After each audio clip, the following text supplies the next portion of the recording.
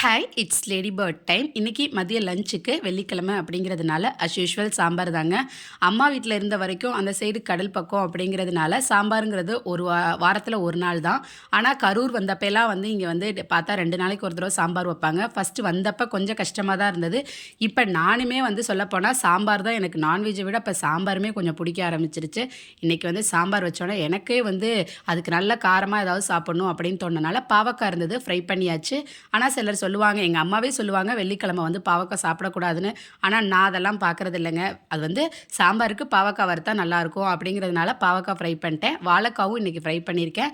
இந்த வாழைக்காய் ஃப்ரை நம்ம சேனலில் நான் ஷார்ட்ஸில் அப்லோட் பண்ணிடுறேன். இன்றைக்கி பேக் பண்ணியாச்சு. பசங்களுக்கு ஸ்நாக்ஸுக்கு திராட்சையும் ஆரஞ்சும் இருந்துச்சு. ஸோ அதையும் பேக் பண்ணிவிட்டு இன்றைக்கி ஸ்கூல் கிளம்பியாச்சுங்க.